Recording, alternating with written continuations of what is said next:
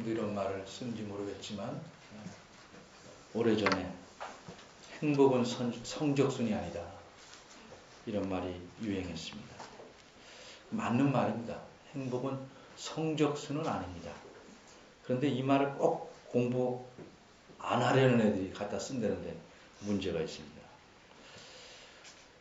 그 말의 뜻이 성적이 나쁠수록 행복하다도 아닐 텐데 공부 안 하려는 애들이 이 말을 갖다 쓰면서 공부 안 하는 핑계를 댑니다. 행복은 성적순이 아니다, 맞는 말이지만 더 진리는 행복은 성숙순이다 하는 것입니다. 성숙하면 할수록 행복해진다. 이게 성경의 가르침입니다. 그런데 참으로 불행한 현상은 사람들이 행복은 원하지만 행복과는 사실 거리가 멀어지는 그런 삶을 살고 있다는 점입니다. 성숙하려 하지 않고 행복을 돈으로 살려고 하는 삶을 삽니다. 그래서 부자가 되려고 애씁니다. 성경이 누누이 가르치는데도 그 길에는 결코 행복이 없다 가르치는데도 이 말씀 자체를 무시하고 거절해서 그쪽으로 나아갑니다.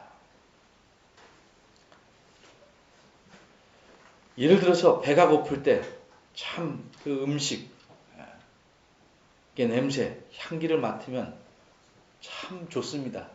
그런데 계속 못 먹고 그 냄새만 맡으면 더욱 힘들어집니다.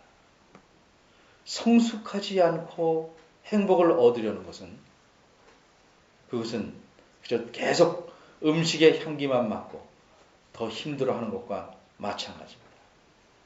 성경이 말씀하는 행복을 누리면 세 가지 현상이 나타납니다.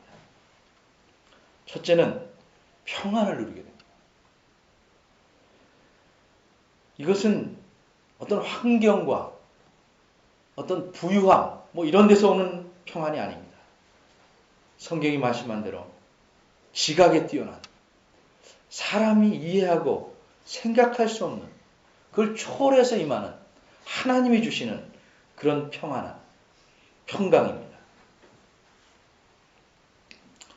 이런 평안함을 가진 자는 정말 행복함을 알고 믿고 느끼게 됩니다.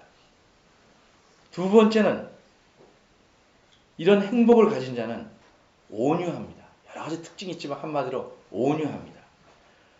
세상에서 남들 사는 것처럼 그렇게 악다구니 써가면서 빡빡대면서 그렇게 살지 않습니다. 세상 말로 여유가 있습니다. 근데 여유라고 할 수 없는 것은 돈 가진 사람 좀 여유가 있죠. 그런 여유와 다르기 때문에 우리는 온유라고 씁니다. 마음이 참 부드럽고 가진 건 없어도 다 가진 사람처럼 그렇게 삽니다. 평안하고 온유합니다. 성경이 말하는 행복의 또 한 가지 특징은 순종하는 것으로 나타납니다. 이건 무슨 말인가? 성경이 말하는 행복은 하나님 말씀에 순종해서 누리는 것이기 때문에 행복이 어디서 오는 줄 압니다. 그러니까 이 행복을 유지하기 위해서 계속 말씀에 순종하는 특징을 갖게 됩니다. 하나님은 모든 사람이 불행하기를 원치 않습니다. 모든 사람이 행복해지기를 원하십니다. 그리고 모든 사람이 사람답게 살기를 원하십니다. 근데 그 방법은 성숙해져서 얻게 하셨습니다. 다른 방법은 없습니다. 성숙하면 행복해지고 성숙하면 사람답게 살게 됩니다. 바꿔 말해서 남을 섬기며 살 수 있게 됩니다. 그런데 이렇게 성숙할 수 있는 방법도 정하셨습니다. 성숙하면 행복하고 사람답게 사는데 각자 알아서 성숙할 수 있는 방법을 찾아라 이렇게 말씀하시지 않고 오직 유일하고 확실한 방법을 주셨습니다. 그것은 예수님을 믿고 그분을 아는 데서 성숙해지는 방법뿐입니다. 여러분, 예수님 믿는 사람이 여러 가지 특징이 있겠습니다만 아주 분명한 특징이 하나 있습니다. 그래서 그 마음속에 예수님을 믿으면 내가 하나님의 뜻대로 살겠다 하는 의지가 있는 것입니다. 이 마음이 없는 사람은 예수 믿는 사람이 아닙니다. 정말 하나님의 뜻대로 살아보겠다. 이 마음이 분명히 있어야 그 사람이 예수 믿는 사람입니다. 다른 말로 표현하면 예수를 믿는다는 것은 그 사람 안에 새로운 생명을 주신 겁니다. 그래서 예수 믿는 사람은 지난번에 말씀드린 대로 이 육적인 생명과 영적인 생명을 갖게 됩니다. 하나의 생명을 더 갖는 것인데 생명을 가지면 움직이는 것처럼 하나님 뜻대로 살겠다는 의지가 나타납니다.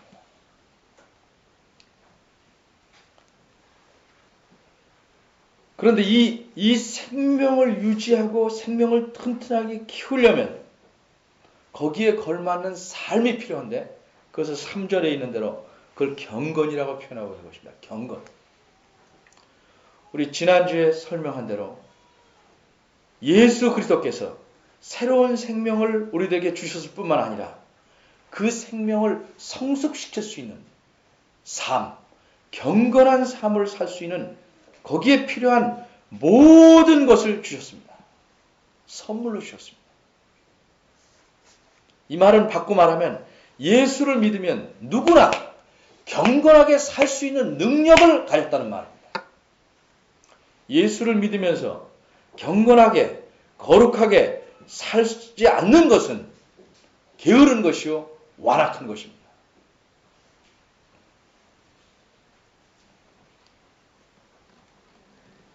어떻게 그게 가능한 것인가? 3절 앞에 있는 대로 예수 그리스도의 신기한, 즉 신적인 능력으로 그분이 하나님이시기에 하나님으로서 하나님의 능력으로 그렇게 주셨다는 거죠. 언제 주셨는가? 우리를 부르실 때, 예수 믿게 하실 때, 예수를 믿고 그 다음에 네가 알아서 해라가 아니고 생명과 경건에 관한 필요한 모든 것을 선물로 주셨다. 이게 1장 3절의 말씀입니다. 생명과 새로운 생명을 주시고 그 생명을 튼튼히 키울 수 있는 경건한 삶을 살 수 있는 모든 것을 주신 것. 이게 그리스도의 첫 번째 선물입니다. 4절은 두 번째 선물을 말하고 있습니다. 이로써 그 말은 짧게 써 있는데 사실은 그 앞에 나오는 영광과 덕을 가리키는 말입니다. 그리스도의 영광과 덕으로서 예수 그리스도께서 자신의 영광과 덕으로서 우리들을 부르셨으며 자신의 영광과 덕으로서 지극히 큰 약속을 또 주셨다는 겁니다. 영광과 덕이라는 것이 무엇인가? 이건 표현의 문제인데 우리가 이런 표현을 잘 안 써서 좀 낯설기는 합니다. 그러나 우리가 어떤 사람을 가리켜 말할 때 저 사람은 재주 덩어리다 이렇게 말할 때는 뭐 참 재주가 많다는 뜻이죠. 뭐 그 사람이 이렇게 동글동글 굴러다녀서 덩어리라고 말하지 않습니다. 자기의 영광과 덕이다 라고 베드로 사도가 말할 때는 예수님의 삶 전체를 보고 그분의 인품을 말하는 것입니다. 영광스럽고 모든 선하신 것을 다 갖추신 예수님께서 자신의 그 선하심과 그 영광스러운 인품으로 이런 말. 요한복음 1장 14절에 보면 요한복음을 기록한 요한이 예수님을 쭉 보고 하는 말이 그의 영광을 보니 아버지 하나님 그분의 독생자의 영광이다. 하나님이 가지신 영광과 똑같은 영광이다. 이분도 하나님이시다. 은혜와 진리가 충만하다. 이렇게 표현합니다. 제자들이 3년 그분과 더불어 살고 죽으시고 살아나신 뒤에 그분을 뵙고 이분은 과연 하나님이시다. 이분은 모든 선하심을 다 갖추신 분이시다. 그 영광스러운 그분의 인품과 그분의 선하심으로 우리를 부르셨다. 그리고 이분을 알아가는 것이 이게 믿음이요, 이게 삶이다 하는 사실을 말하고 있는 것입니다. 참으로 보배롭고 지극히 큰 약속을 우리에게 주셨다 말씀하고 있습니다. 여기서 줬다는 말도 3절에 있는 대로 선물로 주셨다는 말입니다. 왜 약속을 보배롭다고 말하냐면 이게 참 보석과 같이 귀하다는 뜻입니다.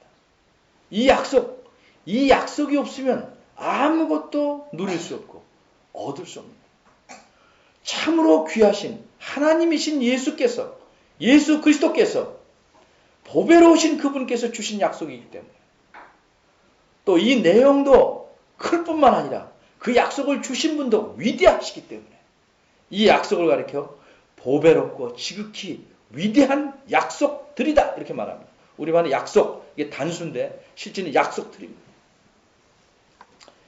여러 가지 약속들을 예수 그리스도께서 말씀하셨습니다. 베드로전서 1장에 보면 그 중에 몇 가지를 말합니다. 장차 우리에게 하늘의 기업을 주시겠다. 예수 그리스도께서 다시 오실 때 충만한 은혜를 주시겠다. 뿐만 아니라 이 땅을 살아가는데 능히 하나님의 능력으로 보호하시겠다. 이런 약속들을 수없이 주셨습니다. 거기다가 이 땅에서 사는 동안, 이 죄악으로 가득한 세상에서 사는 동안 경건하고 거룩하게 살 수 있는 거기에 필요한 모든 것을 주셨다. 그 모든 주신 것이 도장을 찍어야 그 문서가 유효하듯 이 그리스도의 약속 때문에 그것을 누릴 수 있는 것입니다. 경건과 생명에 필요한 모든 것은 이 땅에서 필요한 것이며 약속들은 그것들을 사용할 수 있는 인증서며 장차 이 땅을 지나서 하나님 앞에서도 계속 누릴 수 있는 것들을 약속들이라고 표현하고 있습니다. 근데 이 약속들을 우리에게 주신 목적은 무엇일까? 그냥 한번 맛보고 지나가라 주신 것 아니고 여기 4절 말씀입니다. 너희로 신의 성품에 참여하는 자가 되게 하기 위하여. 신의 성품에 참여하기 위해서. 신의 성품에 참여한다는 말은 우리가 신이 된다는 말은 아닙니다. 신이 가지신 성품과 같은 것을 우리가 갖게 한다는 거죠. 우리는 그리스도 밖에서는 신과 같은 성품, 하나님의 성품을 그게 망가져서 그것을 사용할 수 없습니다. 그리스도 안에 있어야 그분과 같은 성품을 발휘할 수 있는 것입니다. 그분 안에 있어야 거룩함을 추구할 수 있고 사랑도 할 수 있고 의를 추구할 수 있고 행복도 누릴 수 있고 그분과 같은 그분과 닮은 행동을 할 수 있는 것입니다. 신의 성품에 참여한다는 것은 마치 아들이 혹은 딸이 부모를 닮는 것 같이 그분을 닮는다 하는 말입니다. 다른 복음서에서는 다른 것에는 하나님의 자녀가 된다는 말과 같은 말입니다. 하나님의 자녀라는 것은 하나님을 닮은 것을 드러내야 됩니다. 교회 안에 가장 잘못되게 퍼지고 있는 것이 뭐냐면 믿음과 생활을 구별해 놓는 것입니다. 생활이 그만큼 따르지 않는 사람을 우리 자꾸 믿음이 크다고 말합니다. 손바닥과 손등이 결코 분리될 수 없는 것처럼 믿음과 생활은 구별은 되지만 분리될 수 없는 것입니다. 그가 보이는 생활만큼 믿음이 있는 것입니다. 나머지는 믿음에 관한 지식일 뿐입니다. 믿음이 아닙니다. 내가 수없이 오래 믿었다. 수많은 성경의 내용들을 안다 할지라도 그 삶이 조금이면 그의 믿음의 분량은 조금입니다. 어떤 학자는 이렇게 말합니다. 그가 어떤 성품을 가졌느냐, 그가 어떤 본질을 가졌느냐가 그의 식성과 환경과 행동과 섞이는 무리를 결정한다. 고기는 고기의, 물고기는 물고기의 본질을 가졌기 때문에 물에서 사는 것이고, 헤엄치며 사는 것이고, 고기떼와 어울려 사는 것이다. 다람쥐는 다람쥐의 본질을 가졌기 때문에 나무를 오락내락하며 사는 것이고, 도토리를 까먹고 사는 것이고, 바물을 까먹고 사는 것이다. 신의 성품에 참여해서 신의 성품을 가진 자는 그렇게 거룩한 삶을 살 수밖에 없다는 것입니다. 그가 섞이는 무리는 그를 따르는 분들과 섞이기를 기뻐하는 것입니다. 신의 성품에 참여한 자, 하나님의 자녀라고 하면서 하나님의 자녀가 아닌 자들과 늘 섞이기를 기뻐하고 그렇게 산다면 그 사람은 생각해 볼 여지가 많은 사람입니다. 우리가 이 세상에 살면서 이런저런 일로 하기 때문에 불신자들과 완전히 손을 끊고 살 수는 없지만 누구와 주로 어울려 살길 기뻐하느냐, 어떤 삶을 보이느냐는 그가 가진 믿음의 내용을 보이는 것입니다.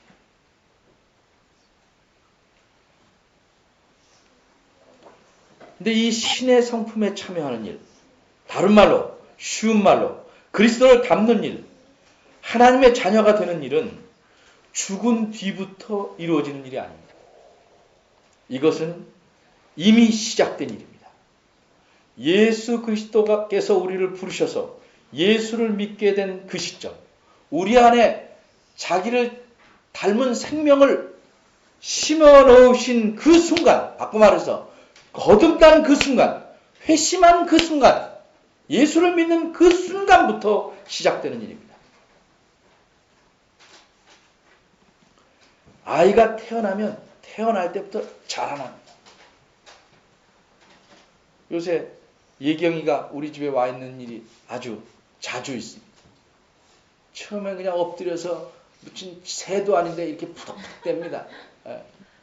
근데 그 다음엔 다리를 하나 번쩍번쩍 들고 흔들흔들합니다. 흔들흔들. 근데 한 2주 지나더니 두 다리 번쩍 들고 푸덕푸덕 하더니 겨우 갑니다. 뭔가 자세히 보면 생명이 있기 때문에 자라납니다.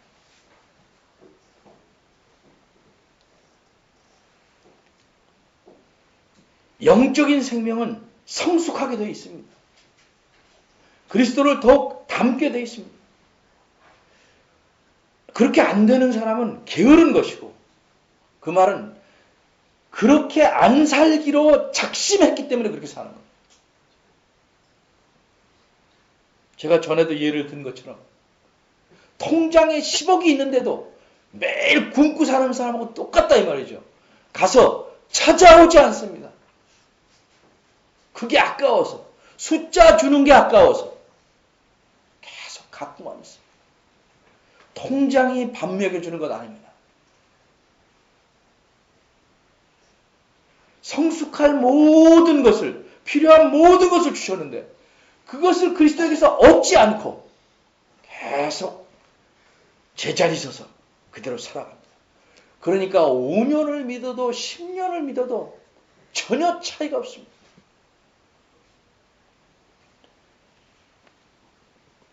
성숙하면 나타나는 특징, 아주 분명한 특징입니다. 자기 중심적인 데서 벗어납니다.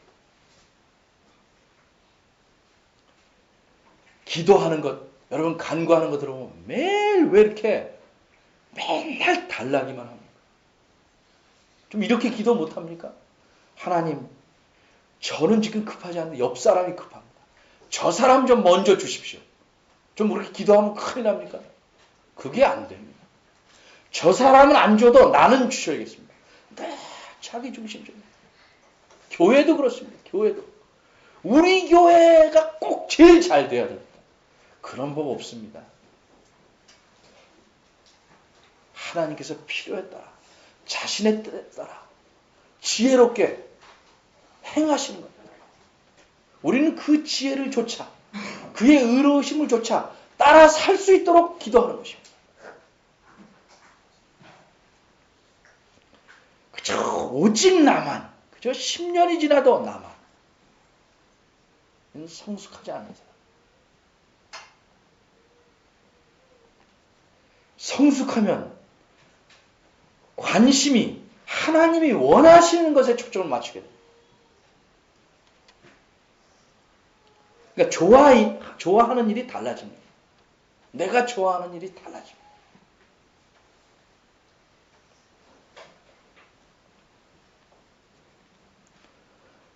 또 하나 특징은 경건한 삶. 하나님을 믿는다 하는 사람이 거기에 걸맞는 삶. 거룩한 삶. 섬기는 삶을 추구하려고 합니다. 기쁨으로. 보이려고 아니라 기쁨으로 그렇게 하려고 합니다. 여러분 스스로 생각해 보십시오. 내가 예수 믿은지 예수님의 은혜로 예수님을 믿게 된 지 몇 년이 됐나? 내가 얼마만큼 자랍니까? 성경 말씀은 가르치기를 육체는 점점 쇠약해져도 점점 나이가 들수록 그래서 하나님 앞에 가기 직전 이 세상에 있는 순간이 가장 성숙에 이른 순간입니다. 저는 여러분들이 다 그렇게 성숙하길 바랍니다. 조금 젊을 때 성숙한 척 하다가 나이 들면 애들처럼 되지 않길 바랍니다.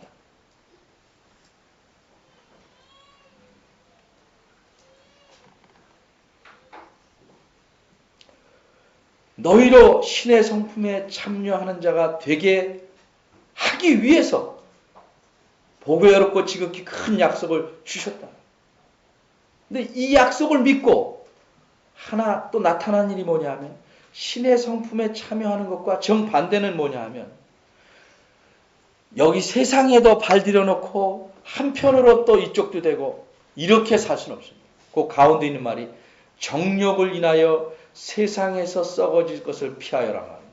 여기 피하여란 말은 무서워서 피한다는 게 벗어나 이런 말입니다. 탈출하여 세상에서 썩어질 것. 세상의 모든 것은 썩어지고 부패하는 것입니다. 죄로 인해서 이 땅의 모든 것은 썩어지게 되어 있습니다. 거기서 있다간 그것과 함께 썩어질 텐데, 부패할 텐데, 망할 텐데, 거기서 벗어나서 하나님의 은혜로 벗어나서 하나님의 자녀가 됩니다. 벗어났기 때문에 하나님의 자녀답게 살 수 있는 것입니다. 근데 롯의 부인처럼 계속 그 세상을 동경하고 살아갑니다. 거길 그리워하고 살아갑니다. 근데 이 세상에 썩어질 것, 부패한 것은 실상은 무엇 때문에 그러냐면 정욕 때문에. 이 정욕이란 말은 무슨 성적인 욕심 이런 걸 말하는 게 아니고 죄에 대한 소원입니다. 하나님의 뜻을 거역하고 죄를 짓고자 하는 하나님의 뜻과 다른 것을 행하고자 하는 소원, 그 욕심, 이것을 정욕이라고 합니다. 세상은 다 그렇게 삽니다. 하나님의 뜻에 관심 없습니다. 우리는 하나님 뜻에 관심을 갖고 하나님의 자녀로 살라고 부르셨는데 우리의 관심은 전처럼 죄되고 악한 소원, 하나님이 싫어하는 것에만 계속 관심을 갖고 삽니다. 그렇게 살면 안 된다는 것입니다. 그렇게 살지 않을 능력이 주어졌다는 겁니다. 그래서 심지어 요한복음을 쓴 사도 요한은 요한 1, 2, 3서 서신서에서 정말 하나님을 사랑하면 죄를 짓지 않는다 이렇게 말할 정도로 우리 안에 죄를 피해서 죄를 멀리하고 살 능력이 주어진 것입니다. 그리스도 안에서. 근데도 우리는 맨날 뭐라고 기도합니까?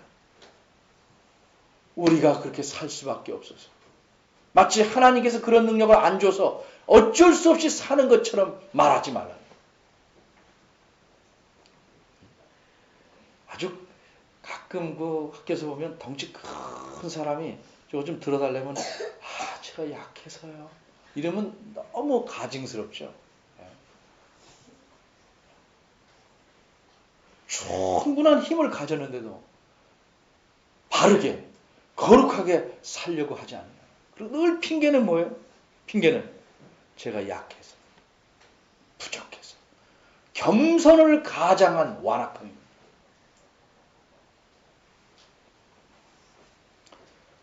칼빈이라는 위대한 성경학자는 이렇게 말했습니다.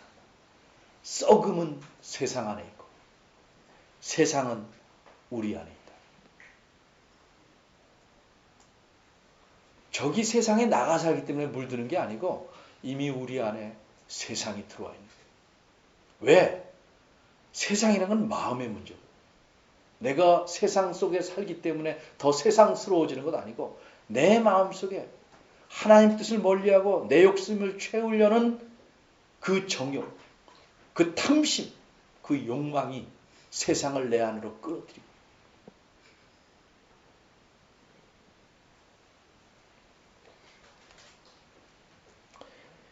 여러분께서 정말 하나님의 은혜로 믿음을 얻고 하나님의 은혜로 하나님의 자녀가 되고 예수 믿게 되었다면 그렇게 생각한다면 그분의 은혜에 감사하고 보답하는 것은 내가 하나님의 자녀임을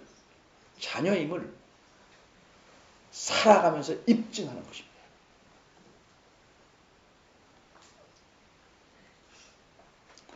부모에게 가장 근심거리가 무엇인 줄 아십니까? 자라나지 않는 아이. 근데 요새 부모들은 자라나지 않아도 공부만 잘하면 됩니다. 수단이 목적이 된 시대입니다. 공부를 왜 합니까?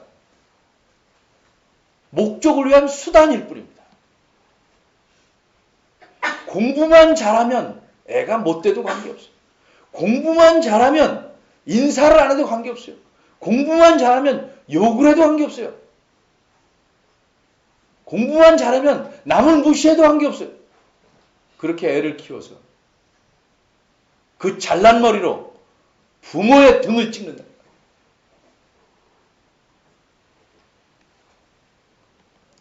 아이가 어떻게 자라납니까? 영양을 섭취, 음식을 통해서 영양을 섭취하고 적절히 운동을 하면 자라나게 되어 있습니다. 하나님의 걱정거리는 성숙하지 않는 자녀. 근데 우리 영혼은, 우리 마음은, 우리 그 본질은 무엇으로 성숙하게 되어 있냐면 하나님 말씀을 깨달아서 실천해야 됩니다. 저 음식 좋다. 안 먹고 운동 안 하면 안 자라는 것처럼 하나님 말씀을 깨닫는 것 매우 중요하지만 깨달은 채 서 있으면 행하지 않으면 성숙하지 않습니다.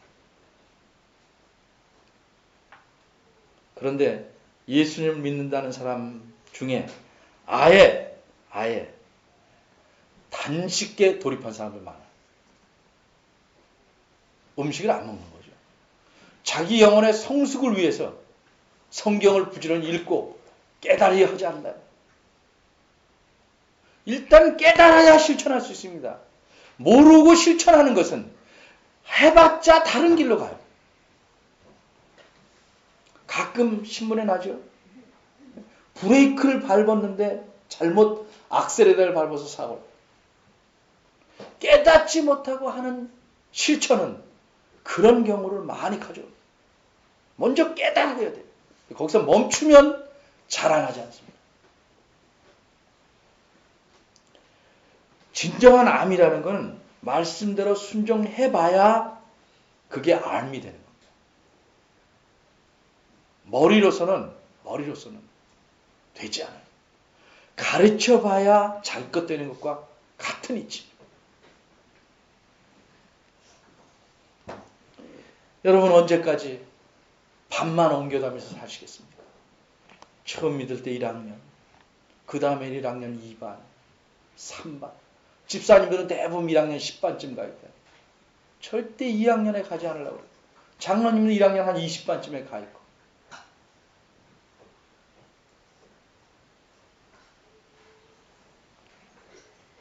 학년은 올라가지 않고 계속 반만 옮겨 다니면 편하죠. 왜? 그 정도 수준만 늘 갖고 살면 되니까. 그렇게 살아서 소망이 없습니다.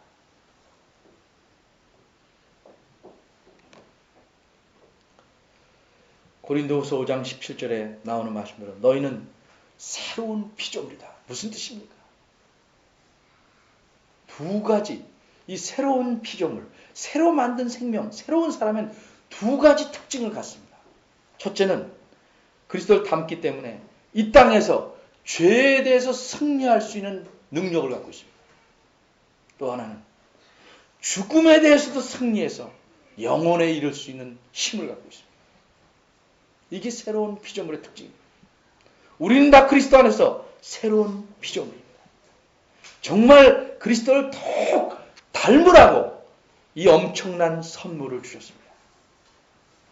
이 선물을 주신 이분의 뜻에 맞게 하나님 말씀을 부지런히 깨닫고 순종함으로써 성숙하고 좀 행복해 봅시다. 그리고 좀 섬겨 봅시다. 예수 그리스도께서 자신의 생명을 우리 위해 주셨어요. 다 압니다. 그 생명 헛되지 않게 뿐만 아니라 놀라운 선물을 이렇게 가득 주셨습니다. 그런데 우리가 성숙하지 않는다면 우리는 쫓겨나 이를감이 있어도 할 말이 없을 것입니다. 좀 비장한 각오로 우리가 이왕 예수 믿으면 하나님을 기쁘시게 하고 또 하나님을 닮아가는 그리스도와 같은 그의 모습을 닮은 그런 그리스도인이 되어봅시다. 내 안에 있는 세상을 몰아내고 그리스도를 내 안에 모셔서 참 그리스도인다운 그리스도인이 되어봅시다. 기도하겠습니다. 하나님 아버지, 우리 안에 이미 세상이 들어와 있습니다. 이 세상이 우리 안에 있는 그리스도를 내몰고 우리의 욕심을 채우고 있습니다. 주님, 용서하여 주시고 이 허상으로 들어와 있는 세상을 내몰 수 있게 하시고 이제껏 예수 그리스도를 슬프게 하던 모든 일들을 버리게 하시고 참으로 그리스도인답게 세상의 폭풍과 위협에도 꺾이지 않고 굳굳이 서 있는 튼튼한 나무처럼 신앙이 성숙하는 사람들 될 수 있도록 저희들의 게으름을 꾸짖어 주시고 하나님을 더욱 바라볼 수 있도록 저희들의 눈을 열어주시기를 바랍니다. 예수님의 이름으로 기도합니다. 아멘. 다 같이